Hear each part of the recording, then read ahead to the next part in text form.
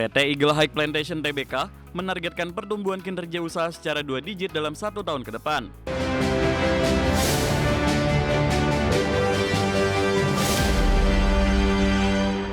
Ke informasi emiten pemirsa, di mana emiten perkebunan sawit PT Eagle High Plantation Tbk atau BWPT menargetkan pertumbuhan kinerja usaha 2 digit. Target ini diharapkan dapat dicapai melalui peningkatan produktivitas kebun dan efisiensi operasional perusahaan. PT Eagle High Plantation Tbk menargetkan pertumbuhan kinerja usaha secara 2 digit dalam 1 tahun ke depan. Target tersebut melanjutkan tren peningkatan kinerja yang telah dicapai perseroan pada periode sebelumnya. Manajemen BWPT optimis laba bersih perusahaan dapat tumbuh 2 digit dibandingkan tahun sebelumnya, dengan dukungan peningkatan produktivitas dan efisiensi operasional. Perusahaan terus meningkatkan produktivitas perkebunan melalui praktik agronomi yang lebih baik, serta peningkatan kompetensi tenaga kerja dan perbaikan proses operasional. Selain meningkatkan produksi, BWPT juga menjalankan strategi efisiensi biaya dan optimalisasi operasi untuk menjaga profitabilitas perusahaan. BWPT merupakan perusahaan perkebunan yang berfokus pada produksi minyak sawit mentah atau CPO dan inti sawit.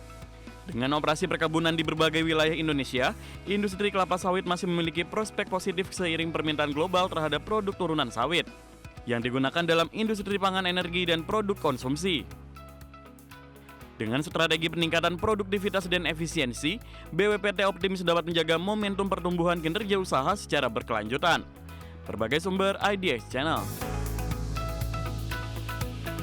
Emiten makanan dan minuman PT Garuda Food Putra Putri Jaya Tbk atau GUT memaju penjualan pada awal 2026.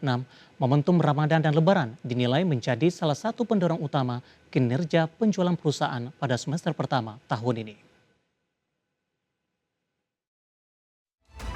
PT Garuda Food Putra Putri Jaya Tbk optimis penjualan pada kuartal pertama 2026 akan tumbuh positif. Momentum Ramadan dan Lebaran dinilai menjadi kontributor utama terhadap peningkatan penjualan pada awal tahun. Manajemen Garuda Food memproyeksikan penjualan pada kuartal pertama 2026 dapat tumbuh lebih dari 10% dibandingkan periode yang sama tahun sebelumnya, seiring meningkatnya permintaan produk makanan selama musim perayaan. Periode Ramadan dan Lebaran biasanya diiringi peningkatan konsumsi masyarakat, terutama untuk produk makanan ringan dan minuman yang menjadi salah satu segmen utama bisnis Garuda Food. Untuk menangkap momentum permintaan tersebut, perusahaan memastikan ketersediaan stok produk serta menjaga efisiensi operasional dan pengelolaan biaya.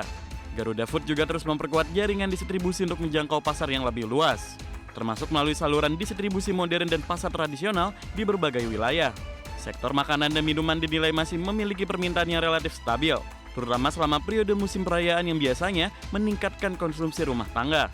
Dengan momentum Ramadan dan Lebaran, serta persiapan operasional yang lebih matang, Garuda Food optimis dapat mencatatkan pertumbuhan penjualan positif pada kuartal pertama 2026. Berbagai sumber IDX Channel.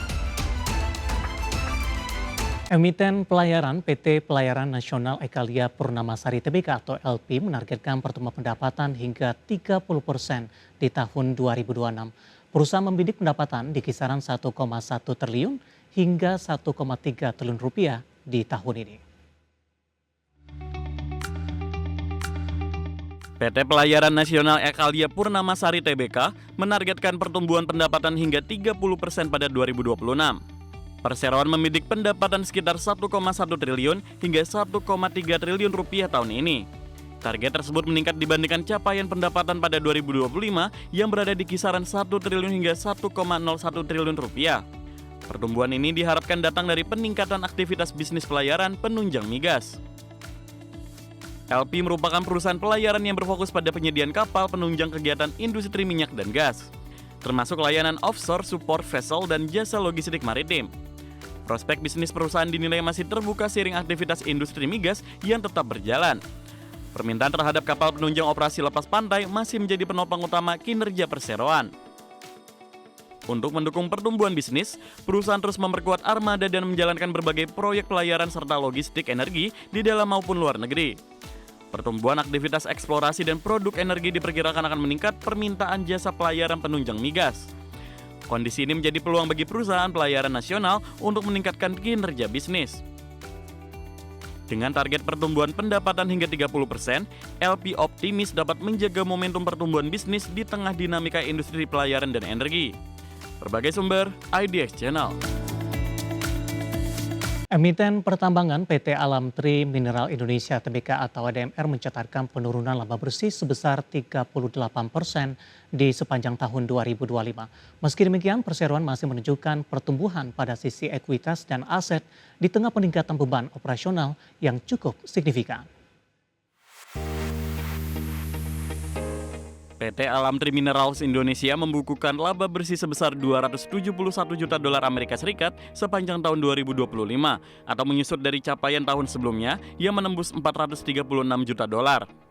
Penurunan ini sejalan dengan pendapatan usaha perseroan yang terkoreksi 15,65% menjadi 972 juta dolar. Kondisi ini juga dipicu oleh membengkaknya beban pokok pendapatan menjadi 577 juta dolar serta kenaikan beban usaha di akhir tahun. Meski secara tahunan menurun, laba bersih ADMR pada kuartal keempat 2025 terpantau naik 5% secara kuartalan. Pertumbuhan tipis ini terjadi di tengah adanya beban satu kali atau one-off senilai 31,4 juta dolar. Beban tersebut berasal dari pembentukan cadangan kerugian kredit ekspektasian atas pinjaman kepada pihak ketiga, yakni PT Persada Sentral Mineral yang seluruhnya dibukukan pada akhir tahun buku 2025. Di sisi neraca, ADMR mencatatkan penguatan posisi keuangan dengan total ekuitas yang meningkat menjadi 1,71 miliar dolar Amerika Serikat. Total aset perseroan juga terpantau naik menjadi 2,89 miliar dolar meskipun jumlah liabilitas atau kewajiban perusahaan turut melonjak ke angka 1,17 miliar dolar. Capaian ini mencerminkan upaya perseroan dalam menjaga struktur permodalan di tengah dinamika harga komoditas tambang global. Berbagai sumber, IDX Channel. Ketua DPR RI Puan Maharani mengaku belum bisa menanggapi lebih jauh terkait langkah pemerintah yang telah menandatangani Agreement on Reciprocal Trade atau perjanjian dagang dengan Amerika Serikat. Pasalnya, dirinya belum mendapatkan penjelasan lebih jauh dari pemerintah terkait kesepakatan tersebut. Menurut Puan, DPR harus melihat terlebih dahulu apa saja terkait dengan hal-hal yang sudah disepakati antara pemerintah Indonesia dengan pemerintah Amerika Serikat. Kendati demikian, Puan meyakini kesepakatan yang telah dicapai merupakan buah hasil perundingan terbaik antara kedua negara dalam melakukan perjanjian dagang. Kita harus melihat dahulu apa saja terkait dengan hal-hal yang sudah disepakati antara pemerintah dengan pemerintah Amerika. Dan penjelasan tersebut tentu saja harus dibuka secara detail dan tentu saja apakah itu resiprokal atau tidak saya tidak tahu karena kita juga belum dapat penjelasannya secara detail dari kementerian terkait. Namun yang saya bisa pahami sudah dilakukan perundingan yang terbaik antara Presiden Republik Indonesia dengan Presiden Amerika dan tentu saja kami berharap tarif terbaik dan